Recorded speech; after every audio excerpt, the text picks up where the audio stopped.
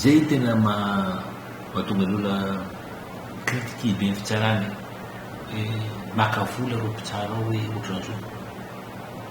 nefany misy le antsoina hoe rabateur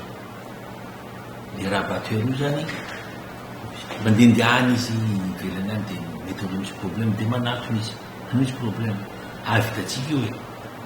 kaovan'izao fa hoentiko anay mpitsara escroquerie zany izy eo izy dia lasa tomaly olona lasan'le mpitsara ohatran'izao nefa le mpitsara tsy courant-kory le rabateur no manao ny atoany any dia farany zany le tsira ahoana fomba hidivana amin'izy io tena metraka ny caméra de surveillance io zahay ngamba ny fitsarana eto Madagasikara tsy manana fa tsy zay ihany izy io fa dimy tratra anay tamin'io dimy tratra tonga dia fa zay zany avantagenay aveo koa zany io koa zany ny ahitana hoe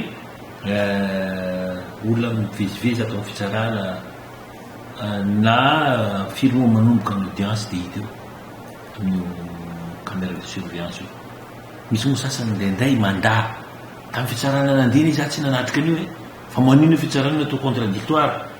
na réputé contradictoire fady efa jerena visionnena teonao tamin'ny fotoana iny fa tsatra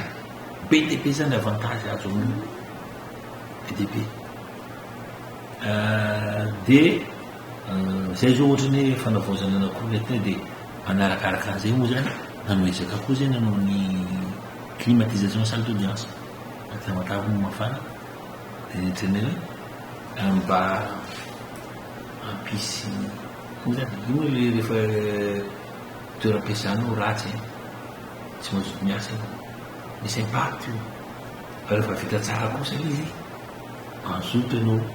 rentable zany le asa atao e dia mety zay tetika rehefa mafana ianao indrindrandrindra anatin'ny robe iny amitsara mafana anatiny tena mety tsy mitovy